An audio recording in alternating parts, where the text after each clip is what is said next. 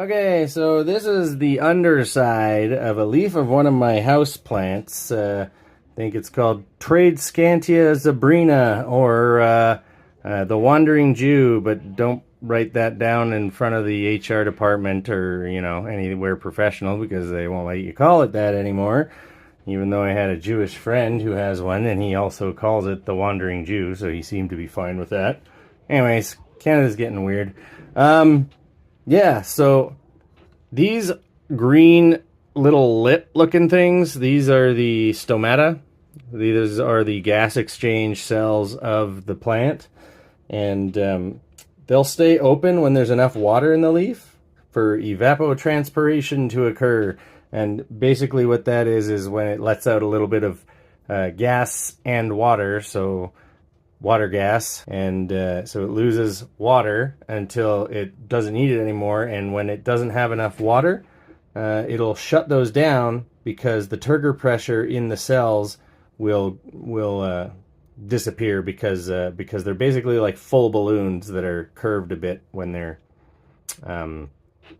full, and when they're empty they kind of snap closed because they get flaccid.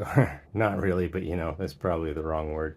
Anyways, this plant likes to creep along the ground, and I guess you could call it stoloniferous, and it has these adventitious roots. Now, these are really small. I'll show you the actual plant in a minute, but at every node or whatnot, it'll have these little tiny roots that don't quite form, but they're just there just in case that part of the vine or ground crawling plant touches the ground and it goes, hey, there's soil here. And I don't know if that's what those hairs are for, to detect if there's a soil or whatever.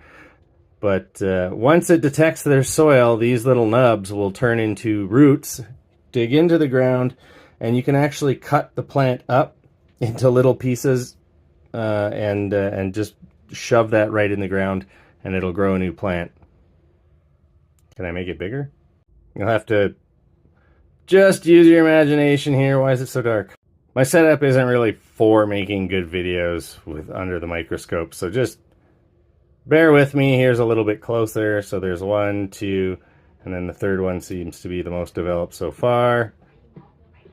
And there it is. Honestly, it's a super easy plant to take care of. So every node, there you go. You got those little nubbins, little nubbins, little nubbins and hairs.